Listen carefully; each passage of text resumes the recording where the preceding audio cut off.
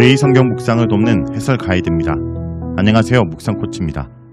함께 읽고 나눌 말씀은 로마서 11장 13절에서 24절까지 말씀입니다. 이스라엘이 실패하여 넘어졌지만 회복의 가능성까지 사라진 것은 아닙니다. 바울은 감람나무 비유를 통해 접붙임을 받은 이방인들에게 자만해서는 안 된다고 권면합니다. 13절에서 15절 읽겠습니다. 내가 이방인인 너희에게 말하노라. 내가 이방인의 사도인 만큼 내 직분을 영광스럽게 여기노니 이는 혹 내 권력을 아무쪼록 시기하게 하여 그들 중에서 얼마를 구원하려 함이라. 그들을 버리는 것이 세상의 화목이 되거든 그 받아들이는 것이 죽은 자 가운데서 살아나는 것이 아니면 무엇이리요. 유대인의 구원이 이방인의 사도로 부름받은 바울에게는 매우 중요했습니다. 그 이유는 그들의 구원에 하나님의 신실함이 드러나기 때문입니다.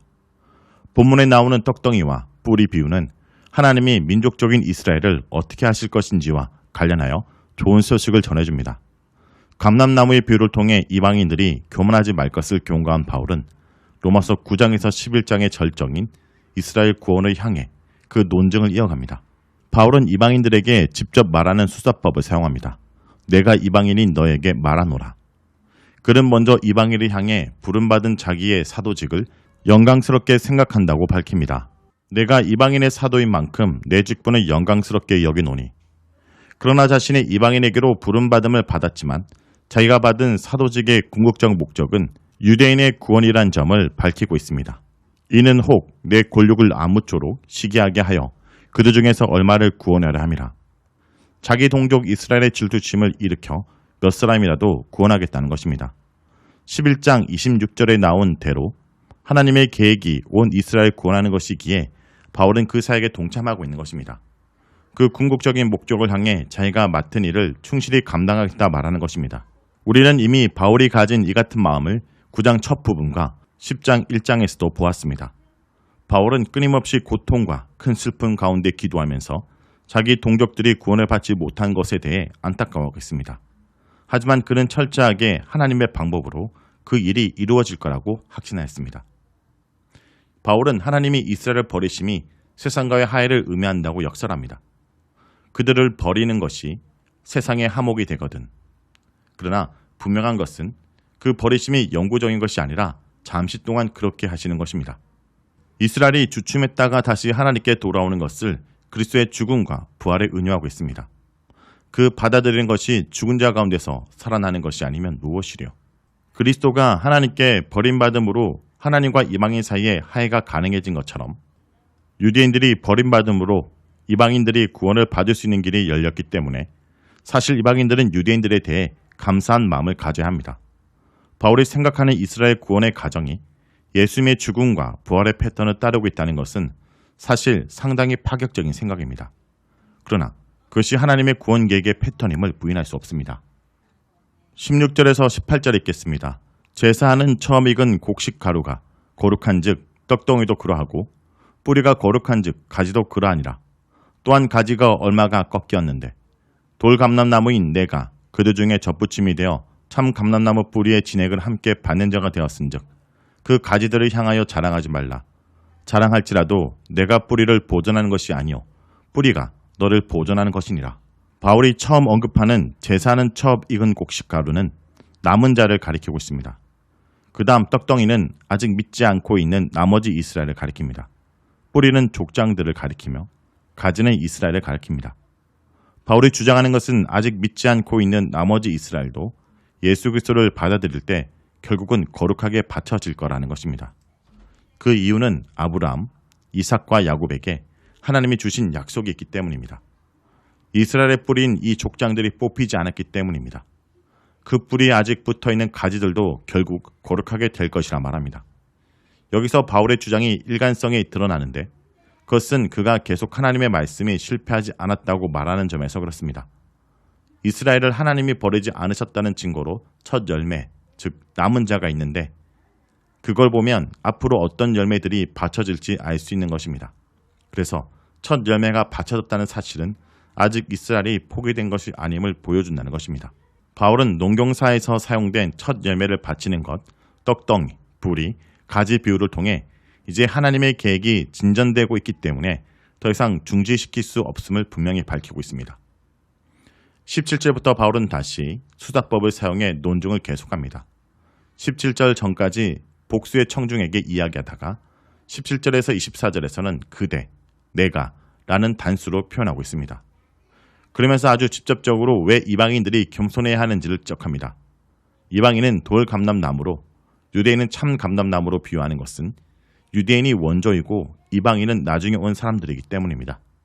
이방인들이 지금 은혜를 받고 있는 이유도 결국 뿌리인 족장들에서부터 올라오는 양분을 섭취하고 있기 때문입니다. 즉 아브라함, 이삭, 야곱에게 주신 하나님의 구원 약속의 혜택을 이방인들이 먼저 누리고 있는 상황이 된 것입니다. 결코 이방인들이 잘해서가 아니기에 그들에게는 자랑할 것이 없으며 따라서 겸손해야 한다는 것입니다.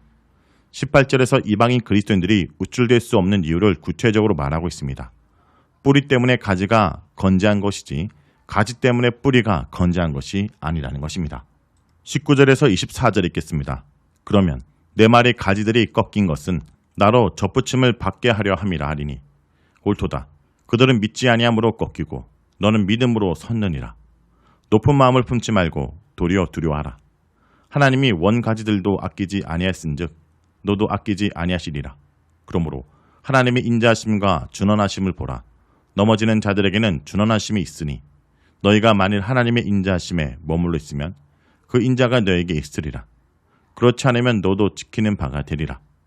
그들도 믿지 아니하는데 머물지 아니하며 접붙임을 받으리니 이는 그들을 접붙일 능력이 하나님께 있음이라. 내가 원 돌 감람나무에서 지킴을 받고 본성을 거슬러 좋은 감람나무에 접붙임을 받았으니 원가진 이 사람들이야 얼마나 더 자기 감람나무에 접붙임을 받으랴. 19절에서 가상의 대하 상대자가 반박하는 내용이 나옵니다.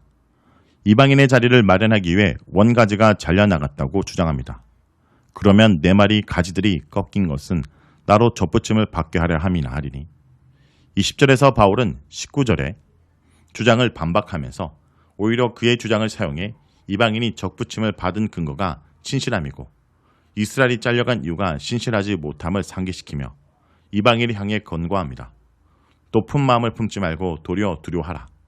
그 이유는 지금 붙어있는 이방인들도 만약 신실치 못하면 21절에서 보는 것처럼 하나님이 원가지들도 아끼지 아니하였은즉 너도 아끼지 아니하실 것이기 때문입니다.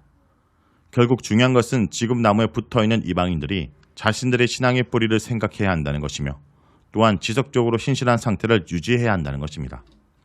그래서 이방인들이 꼭 생각하고 기억해야 할 것은 하나님의 인자하심과 준원하심입니다. 이것들을 기억하고 겸손하게 살아야지 유대인이 자기의 의를 세우려고 했다가 잘려나간 것처럼 이방인들도 자기의 의를 세우려고 해서는 안 될 것입니다. 하나님의 인자하심에 머무는 것은 우리가 다른 사람을 대하는 방법에 관한 것입니다. 하나님의 인자하심, 즉 그 은혜는 하나님의 진노의 깊이와 준원하심이 전제된 것입니다. 하나님의 진노를 잊어버리고 은혜만 집중하는 것은 그 은혜를 값싼 은혜로 만들어 버릴 수 있습니다. 이제 마지막으로 23절에서 24절에 바울은 이스라엘의 믿음이 회복되면 원가지들이 다시 접붙임을 받게 될 것이라 밝힙니다. 이방인들을 접붙일 수 있는 능력이 있는 하나님의 입장에서는 그것이 너무나 쉬운 일이 될 것입니다. 자, 여기까지가 로마서 11장 13절에서 24절까지 말씀입니다. 오늘 말씀을 통해 우리는 무엇을 묵상하고 적용해야 할까요? 하나님은 회복의 능력을 가지고 계십니다. 하나님은 이스라엘 넘어지게 하셨지만 완전히 버리신 것이 아니라 그들을 회복하실 것을 계획하셨습니다. 멀리 있던 이방인을 하나님 앞으로 나오게 하신 것에 비하면 넘어진 유대인들을 일으켜 하나님께 돌아오게 하는 것은 훨씬 더 쉬운 일입니다. 돌 감람나무인 우리를 하나님 백성인 참 감람나무에 접붙이신 은혜를 생각하며 감사하는 삶을 살기 바랍니다. 무엇보다 은혜 받은 우리 구원에 대해 행하나 우리 자신의 행위를 자랑하지 않도록 교회 안에서 다른 사람보다 더 낫다고 교만하지 않도록 조심해야 될 것입니다. 접붙임을 받은 우리에게 가장 중요한 것은 계속해서 믿음으로 붙어 있음이라는 것을 잊지 마시길 바랍니다.